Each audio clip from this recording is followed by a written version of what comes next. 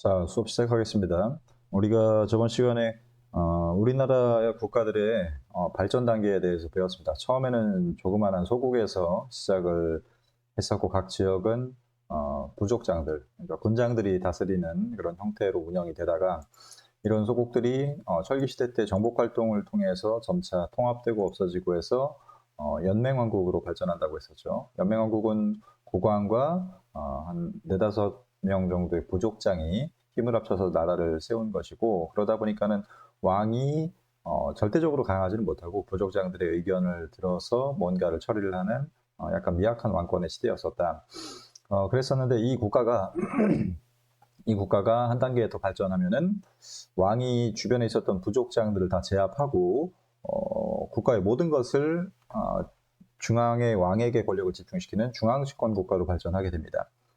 이때는 지방에 있었던 부족장들이 왕 밑에 관리로, 지금 여기 부족장이 빨간색이면은 여기 관리로 이제 들어온 빨간색 얘네들, 부족장들이 관리로 들어오고, 지방을 그럼 이제 누가 통치하냐면은 왕이 각 지역에 보낸 지방관들이 통치를 하는 그런 시스템으로 발전하게 된다고 그랬었고, 여기까지 발전하는 국가가 우리나라에서 고구려 백제 신라 삼국이라고 합니다. 삼국. 고구려 백제 신라만이 이 중앙집권 국가로 발전을 했었다라고 알아두면 되고, 그렇게 해서 만들어진 지도가 바로 이 상태입니다. 이게 이제 삼국시대 초기 지도야. 내가 그리고 수업 시간에도 얘기했었지만은 이 시대에 가야는 있었지만은 삼국에 껴주지 않는 이유는 가야는 중앙집권 국가로까지는 발전하지 못했기 때문에 여기에 껴주지 않는다라고 이야기를 했었습니다.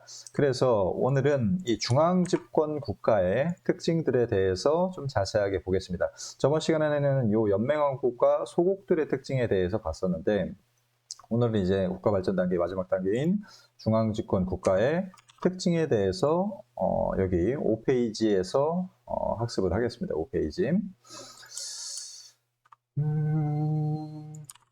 5페이지를 피고 5페이지에 자 중앙집권 국가 혹은 이거를 고대 국가라고 합니다. 고대 국가. 이 고대 국가의 제일 중요한 특징은 모든 권력이 중앙에 있는 왕에게 집중되는, 즉 왕권 강화의 특징이 나타납니다. 왕권 강화의 특징. 그래서 예전에는 왕의 힘이 약하면은 요 부족장이 반란 일으켜가지고 왕이 되거나, 혹은 얘가 힘이 약하면은 그냥 얘한테 좀 힘센 애한테 넘겨주거나 하는 식으로 해서 왕이 부족을 이제 옮겨 다니는, 이 부족이 했다 저 부족이 했다 막 옮겨 다니는 그런 모습이 보였었는데, 이때부터는 왕이 자기 아들에게만 안정적으로 왕위를 물려주는 그런 왕위 세습의 모습이 나타나기 시작을 합니다. 그러니까 내 아들한테 물려줘도 옆에 있는 부족장들이 찍소리도 못할 만큼 왕권이 어떻게 되고 있다는 얘기야? 강화되고 있다라는 얘기겠죠. 그래서 전반적으로 왕권이 강화되는 그런 모습을 보이기도 하고, 그 다음에 두 번째, 각종 체제 정비 사업이 시작이 됩니다. 체제 정비. 예를 들어서 여기 관리들의 등급을 마련을 하는데, 예전에는 부족장이었던 사람들이 이제 왕 밑으로 다 들어온다고 그랬었죠. 그래서 여기 밑에 왕 밑에 관리들로 활동을 하는데, 예를 들어서 좀 큰 부족, 얘가 제일 큰 애야. 그러면은 얘한테는 관리 등급을 높은 걸 줘야 되겠어? 낮은 걸 줘야 되겠어? 높은 등급을 주고, 만약에 얘가 좀 제일 작은 애야. 그러면은 얘한테는 제일 낮은 등급의 관리 등급을 줘야 되겠죠. 그래서 왕 밑에 관리들을 쭉 서열화시키기 위해서 관등이라고 하는, 관리 등급이라고 하는 것을 마련을 합니다. 그리고 관리들의 등급에 따라서 옷 색깔도 다르게 합니다. 옛날 사극에 보면은 관리 복장 색깔이 굉장히 다른 것을 볼 수가 있습니다. 어떤 애들은 관복, 복색, 이렇게 관리들의 색깔이 뭐 빨간색도 있고 파란색도 있고 뭐 초록색도 있고 해서 관리들의 등급에 따라서 이 옷의 색깔들이 달라지는 거라고 보면 되는데, 이게 이미 삼국시대 때부터, 우리 조선시대 드라마 보면 이미 나오는데, 이게 삼국시대 때부터 이렇게 정착화되었었다라고 알아두면 됩니다. 공무원 복장이야, 쉽게 얘기해서. 그 다음에 율령이라고 하는 새로운 국왕의 법률을 반포를 하는데, 예전에는 각 부족별로 법률이 당연히 다 같았을까 달랐을까? 다 부족마다 법률이 달랐겠죠. 그래서 왕이 법률을 발표해도 싫어, 우리 동네는 이렇게 할 거야 라고 자기네 부족만의 법률을 따로 가지고 있었는데, 중앙집권 국가가 되면은 국왕이 모든 것을 다 점령을 하고 부족장들이 이제 중앙의 관리로 들어오기 때문에 새로운 통일된 법률을 마련할 필요가 있어서 그때 이제 마련했던 법률이 바로 율령, 법률, 법령할 때 그 한자들을 써서 율령이라고 합니다. 율령, 그냥 법령이야, 법령. 법령을 반포를 해서 전국에 다 동일하게 적용시키죠. 그 다음에 신분제도도 정비합니다. 신분제도. 예를 들어서 이쪽 동네를 정복했고 다 여기 정복했어. 여기저기 정복했는데 얘네들은 정복하는 과정에서 왕한테 좀 빨리 항복했어. 고분고분해진 애들이야. 그런 애들은 좀 높은 신분 등급을 주고 얘네는 끝까지 반항했어. 여기 왕한테 막 끝까지 막 전쟁하면서 반항하고 뭐 점령 당한 다음에도 막 반란 일으키고 그런 애들은 당연히 낮은 등급, 뭐 노예까지도 등급을 주겠죠. 그런 식으로 해서 신분제도도 이 중앙집권 과정에서 정비가 신분제도도 마련이 됩니다. 그 다음에 종교가 이제 통일된 종교로 수용이 되는데 이게 새로운 종교인 불교라는 게 이때 우리나라에 들어오게 됩니다. 불교는 인도에서 발생한 종교인데 이것도 마찬가지야. 이전에는 여기 연맹왕국 단계에서는 부족별로 다 종교가 다 따로따로 달랐겠죠. 왕이 믿는 종교, 족장이 믿는 종교 등등 여기저기 다 다른 종교를 믿고 있었는데 중앙집권 국가가 되면서 이제 나라가 하나가 됐단 말이야. 그렇기 때문에 각자 다른 종교를 가지고서 있으면 분열된 모습이기 때문에 국가를 하나로 통일하기 위한 새로운 종교인 불교라는 것을 가지고 옵니다. 그리고 이 불교를 가지고 오고 나서부터는 국왕이 자기가 곧 부처다, 왕이 즉 부처다, 왕 즉 불이라고 하는 사상을 통해서 자기가 이 불교 세계의 최고 권위자로 활동을 하고 최고 권위자로 군림을 하고 자기를 중심으로 해서 국가를 하나로 통일하는 그런 모습을 보입니다. 그래서 불교 수용도 이 중앙집권 과정과 관련이 있다라고 생각하면 되고 아까도 얘기했지만 각 지방의 부족장들이 찍소리도 못하게 손봐주는 정복 활동도 굉장히 활발해진다라고 알아두면 됩니다. 그래서 요 밑에 이제 이쪽 5페이지 밑에 나오는 내용들은 요 내용들을 좀 자세하게 풀어놓은 내용들이에요. 그래서 사실상 요 두 줄만 알고 있으면 요 밑에 내용들은 거의 다 이해가 된 거라고 생각을 하면 돼요. 거의 다 이해가 된 거다. 그래서 하나씩 좀 자세하게 볼 건데 중앙집권 국가가 처음에 삼국에서 각각 언제 형성되었는지가 여기 밑에 나옵니다. 일단 고구려는 태조왕이라고 하는 왕 때 성립이 되는데 그냥 이름만 알아두세요. 이름만. 태조왕 때는 옥저를 일단 먹습니다. 옥저를 복속한다. 옥저를 정복하는 거죠. 옥저는 전부터 여기 고구려 옆에 있었던 조그만 나라였었는데 이때 이제 고구려한테 흡수 통일 당합니다. 요동 지방의 진출을 도모했다. 도모했다는 거는 시도했다는 뜻이고 성공했다는 거야, 실패했다는 거야? 실패했다는 거죠. 요동 지방은 이쪽 랴오호강 동쪽, 랴오호강이 요 강이야. 한국말로 랴오호가 요야, 요라고 하는 강의 동쪽이 여기가 요동지방입니다. 여기에 고구려가 진출을 시도만 한 겁니다. 그러니까 성공한 게 아니라 실패한 거야. 그래서 별로 중요하지 않습니다. 이거는. 그다음에 세 번째로 게르부 고씨의 왕위 세습권이 확립이 됩니다. 아까도 얘기했지만은 요때는 이 부족이 해먹었다가 이 부족이 왕이 해먹었다가 각 부족별로 서로 왕을 하고 싶어 했었던 그런 상황이었는데 요 태조왕 때부터는 요 중앙 부족이었던 게르부 부족만이 오직 게르부 부족만이 왕위를 할 수 있는 좀 안정적인 그런 상황이 됐었다라고 라고 이제 옛날 기록들에 나옵니다. 그게 태조왕 때라고 하는 왕 때이고 태조왕은 시기로 보면은 잠깐만 태조왕은 아니다. 시기는 좀 이따가 내가 얘기할게요. 여기 시기로 보면은 고구려가 1세기, 얘는 3세기, 얘는 4세기로 고구려가 제일 빠르고 백제 신라순인데 요거는 좀 이따가 좀 자세하게 비교를 하겠습니다. 그냥 이런 왕들부터 중앙 집권이 시작되었다라고만 알고 있으면 됩니다. 백제는 고이왕입니다. 백제는 고이왕 한강 유역을 다 장악합니다. 한강 유역. 전에 지도에서 봤을 때 백제는 여기 요 서울 주변에서 조그맣게 시작했던 나라인데 한강 유역 요 주변을 다 차지를 합니다. 요 주변을 다 차지를 해서 굉장히 나라의 규모가 커지는 그런 상황이 고이왕 때 일어났었고, 아까 정복 활동이 활발했었다고 그랬었죠. 요게 지금 이 내용입니다. 옥저도 먹었고, 얘는 정복 활동으로 한강을 먹었고, 그다음에 관등제도를 여기서 만들죠. 관등제도를 만들어서 예전에 지방의 부족장들이었던 애들을 왕 밑에 신하로 받아들이는 과정에서 등급을 매겨가지고 신하들에게 관리 등급을 매겼었다라고 하는 관등제도가 고이왕이라고 하는 왕 때 나옵니다. 그럼 신라는 내물왕 때 중앙집권이 시작이 됩니다. 그래서 내물왕 때부터는 신라는 왕족이 세 개의 성씨였어. 박씨, 석씨, 김씨에서 번갈아 가면서 왕을 했었었는데, 내물왕 때부터는 김씨 왕위 세습이 확립됩니다. 내물왕은 좀 중요한 왕이야. 김씨의 왕위 세습권이 확립됩니다. 옛날에는 석씨가 했다가 언제는 또 박씨가 했다가 그랬었는데, 이때부터는 김씨가 왕위를 해도 옆에 박씨랑 석씨랑 찍소리도 못할 정도로 왕권이 강해졌다는 얘기죠. 그다음에 이때부터 마립간이라고 하는 왕의 호칭을 사용합니다. 신라는 원래 왕이라고 부르지 않았어요, 지배자를. 이 내물 마립간이라고 부르는 게 원래 정확한 표현입니다. 내물 마립간. 그 당시에는 왕이라는 표현이 없었었어. 내물 마립간이야. 마립간은 뭐냐면은 대수장이라는 뜻입니다. 그전에는 어떤 칭호를 썼었냐면은 거서간, 박혁거세가 이걸 처음에는 박혁거세가 거서간이라고 불렸었습니다. 그러니까 귀한 사람, 좀 높은 권위를 나타내진 않습니다. 그냥 너는 좀 귀한 사람이야.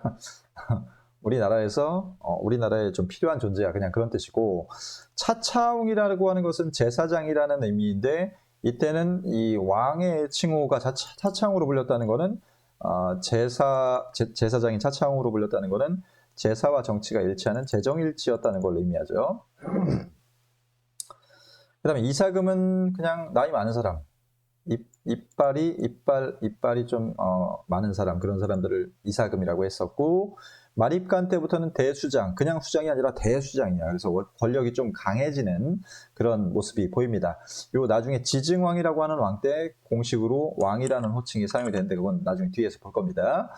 이 내무랑이 왜 중요하냐면은, 이만큼 마립간이라고 하는 대수장이라고 하는 자기를 포장할 만큼 그만큼 권력이 세졌을 뿐만이 아니라 실제로 중요한 이유는 이것 때문입니다. 광개토대왕이랑 연관되기 때문에. 이 내무랑 때 일본 애들이 쳐들어오는 그런 사건이 하나 일어나요. 좀 이따 나중에 뒤에서 다시 볼 건데, 일본과 가야와 백제가 세 명이서 같이 신라를 쳐들어와. 신라, 가야, 일본, 백제 4대1이네. 4대1이 아니지. 가야, 백제, 일본이 세 명이 신라를 쳐들어옵니다. 같이. 그래서 신라가 막을 수 없어가지고 광개토대왕한테 도와달라고 해서 광개토대왕의 도움으로 일본의 침략을 물리칩니다. 광개토대왕이랑 연관됐기 때문에 얘는 메인이란 말이야. 굉장히 중요한 왕이란 말이야. 그래서 얘랑 연관됐기 때문에 내무랑도 중요하게 다다음 페이지인 6페이지에 나오나? 7페이지에 나오네요. 7페이지 여기 내무랑이 다시 나오죠. 광개토대왕의 도움으로 왜군을 격퇴했다는 내용이 다시 나올 겁니다. 나중에 뒤에. 나중에 거기서 좀 더 자세하게 보고. 그래서 이 왕들은 중앙집권을 좀 시작했던 왕들이기 때문에 이름 정도는 알아둬야 됩니다. 이름 정도는. 시기적으로 보면은 다시 시기적으로 볼 텐데, 이게 우리 도림고 옛날 학습지인데, 태조왕이 2세기, 이때부터 중앙집권을 시작했는데, 백제는 약간 3세기, 늦은 3세기인 고이왕 때 시작을 했고, 내무랑은 그 밑에인 여기 4세기 때부터 5세기 때부터 중앙집권을 시작을 합니다. 약간 좀 시기적으로 차이가 있다는 점 잘 기억하길 바라고, 태조왕이랑 고이왕은 여기서 끝날 거고, 뒤에 내무랑은 다시 나올 겁니다. 자, 그래서 중앙집권을 어떤 왕이 시작을 했었는지에 대해서만 간단하게 봤고, 이제 이 중앙집권 국가의 특징들을 밑에서 좀 더 자세하게 보겠습니다. 일단 통치체제를 정비하는 모습이 보이는데, 왕권이 강화된다고 했었죠. 왕권이 강화돼서 모든 권력이 국왕에게로 집중되는 중앙집권적인 특성을 보입니다. 그리고 옛날에는 각 지역의 부족장들이 자기 부족의 이름을 그대로 가지고 있었어. 예를 들어서 이 나라가 고구려인데도 불구하고 우리 부는 게르부야, 우리 부는 연노부야, 우리 부는 소노부야 하는 식으로 해서 각 부족의 고유의 명칭을 가지고 있었는데 이때부터는 각 부족의 중앙집권 국가에서부터는 각 부족의 고유 명칭이 사라집니다. 너네는 그냥 동부야. 너네가 무슨 연노부야. 너네는 북부야. 너네가 무슨 전로부야. 그런 식으로 해서 각 부족의 고유 명칭이 완전히 사라지는 그런 모습을 보인다라고 알고 있으면 됩니다. 그래서 여기 각 부의 독자성이 약화가 되고 그냥 행정구역인 동서남북으로 바뀌게 된다라고 알고 있으면 됩니다. 행정구역으로 바뀌게 된다. 동서남북. 옛날에는 각 부족의 명칭이 따로 있었단 말이에요. 근데 이게 행정구역으로 변한다.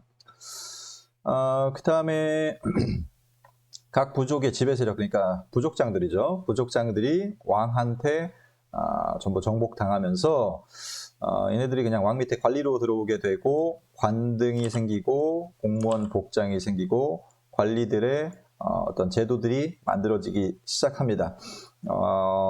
제일 대표적인 관등 제도를 보면은 여기 신라의 관등 제도인데 이게 이벌찬이라고 하는 얘는 1등급 관리입니다. 1등급 관리. 이벌찬이라고 하는 1등급 관리의 명칭이고 맨 밑에 조위라고 하는 제일 하급 관리의 명칭이 나오죠. 이런 식으로 해서 관리들의 등급과 그리고 색깔, 옷 색깔도 바뀌어요. 자, 요색, 비, 청, 황색으로 옷의 색깔도 바뀌게 됩니다. 이렇게 옷의 색깔도 공무원 복장을 제정을 하게 된다.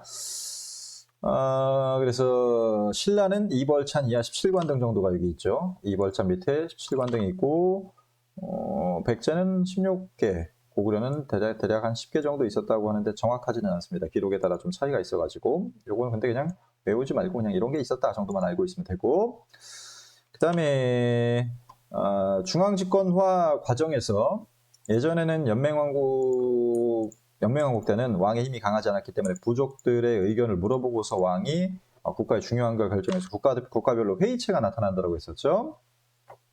그래서 제일 대표적인 고구려의 회의체인 제가회의, 그 다음에 백제는 정삼회의, 신라의 화백회의, 이것들은 각 부의 대표자들로 중앙집권 국가가 이루어진 뒤에도 중요한 회의체로 남아 있습니다. 그래서 굉장히 중요한 회의라고 하는 건 민주주의의 상징이기 때문에도 중요하다라고 저번 시간에도 얘기했었죠. 그래서 이건 잘 기억하고 그다음에 활발한 정복 활동을 벌이면서 굉장히 큰 영역을 형성하는 그런 국가의 모습을 갖추게 된다. 그리고 각 지역에 지방관을 파견한다라고 했었죠. 지방관, 왕이 임명했던 지방관들을 직접 여러 각 지역에 실제로 파견을 합니다. 이 지방관들은 이제 정치인들을 보내지는 않았고 관리들을 보내지는 않았고 주로 군인들을 많이 보냈었습니다. 군인들을 보내는 약간 군사적인 성격이 강했었던 그런 지방관 제도가 있었습니다. 물론 그 지방의 뭐 면장, 이장 그런 사람들은 그 지역에 원래 살고 있었던 토착 세력이 담당하는 그런 모습을 보였었다. 이거는 별로 중요한 게 아니니까 넘어가고 율령반포라는 것은 법률을 반포하는 거라고 했었죠.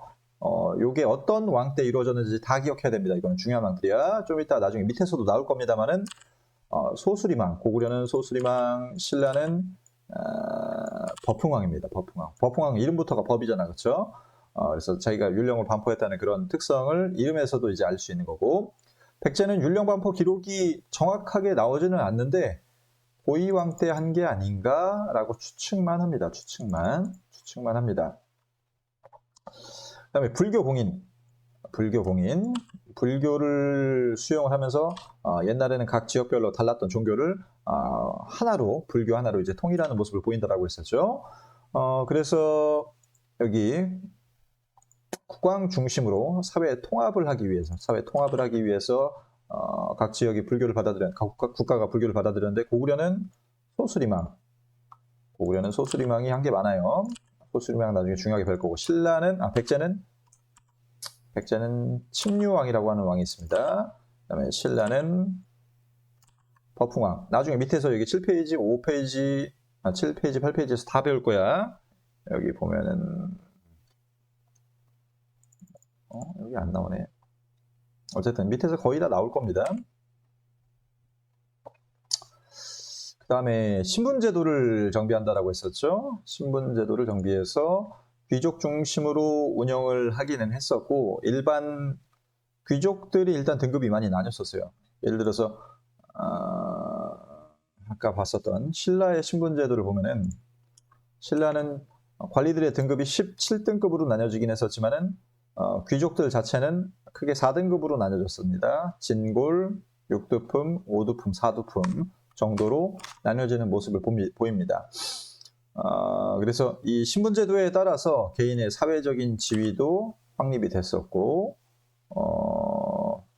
일상생활까지도 여기 규제를 당했었습니다. 집 크기, 예를 들어서 여기 진골은 집 크기가 얼마 이상은 못해. 6두품은 얼마 이상 집 크기를 못 가져.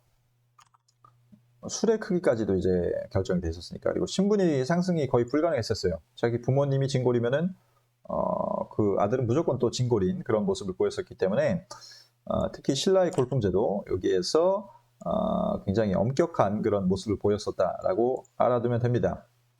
피지배층은 농민이거나 천안백성인 노비들을 얘기를 하는 거죠. 대부분은 노비들입니다. 그래서 이 사람들은 국가에다 세금을 냈었다 라고 알아두면 됩니다. 여기까지가 중앙집권 국가의 특징이고, 각 지역의 중앙집권, 각 국가의 중앙집권을 어떤 왕들이 시작하고 본격적으로 했었는지에 대해서 배웠었습니다.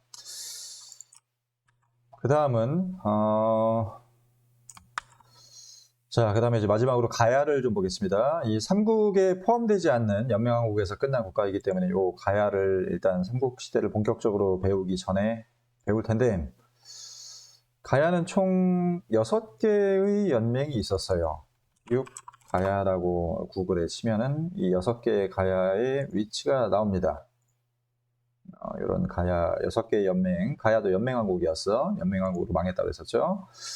그 중에서 금관가야가 원래는 왕이 있었던 지역이었었어. 근데 얘네가 광개토대왕한테 한번 털리고 나서 이 금관가야는 완전히 망하고서 나중에 대가야에서 왕이 나오는 그런 모습을 보입니다.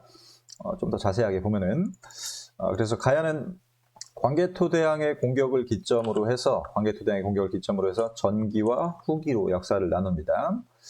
그리고 전기 때는 김해의 금관가야가 중심이었다고 했었죠. 여기에서 왕이 나왔었습니다. 그런데 후기 때는 고령의 대가야에서 왕이 나왔었다라는 걸 기억하면 되고, 이 가야는 예전에 변한 지역이었었죠. 변한 지역도 똑같은 내용이었지만은 철기와 농경 문화가 발달하는 그런 모습을 보입니다. 전기가야 때도 벼농사 철기 문화가 발달했었고, 그리고 후기가야 때도 똑같은 내용으로 철기와 벼농사가 발달하는 모습을 보입니다. 여기 지금 안 나왔지만 교과서에 나옵니다. 특히 철기는 변한 내용이랑 똑같습니다. 낙랑과 외에 수출할 정도로 굉장히 많이 중요한 품질이 좋은 그런 제품들이 많았었다 라고 알고 있으면 되고, 얘네들 그 박물관 가면은 이런 철 유물 유적들이 굉장히 많습니다. 철로 만든 것들, 이런 것들이 가야의 유물이고, 이런 수레바퀴 토기가 가야의 또 대표적인 유물들입니다. 이렇게 그릇에 이런 삼각형 이런 문양들이 보이는 게, 이런 게 가야의 토기의 가야 그 문화재의 대표적인 모습이고, 요게 철기 중에서도 이제 오리지널 불순물을 제거한 오리지널 철만 뽑아놓은 덩이쇠라고 하는 건데, 이걸 낙랑과 외에다가 많이 수출했었고, 특정 지역에서는 화폐로도 이용을 했었어요. 요 덩이쇠 한 개에 뭐 보기 한 근 뭐 그런 식으로 해서 화폐로도 이용하는 모습을 보였었습니다. 덩이쇠라고 나오죠. 화폐로도 사용을 했었다. 그러다가 금관가야가 광개토대왕 때문에 한번 털리고 나서, 광개토대왕이 신라에 쳐들어온 가야 외 백제 연합군을 물리쳐준다라고 했었죠. 그래서 이때 광개토대왕한테 한번 털리고 나서 전기가야 연맹은 없어지고 고령의 대가야를 중심으로 해서 다시 편성됐으나, 백제와 신라 중간 사이에 껴가지고 결국 성장하지 못하고 나중에 신라한테 흡수당한다. 그러면서 가야 역사가 끝. 밑에 문제. 삼국은 초기부터 왕권이 강하진 않았었다. 삼국도 이제 초기에는 조그마한 소국에서 시작한다라고 했었죠. 그 다음에 군 지휘관이 지방행정조직의 지방관이었었다. 맞고, 가야는 중앙집권 국가로 성장하지 못하죠. 그 다음에 삼국은 율령을 반포했었고 불교를 공인했었다. 그리고 백제 정삼회, 신라의 화백회의, 신라의 골품제도는 모든 활동 범위를 결정했었다. 까지 끝.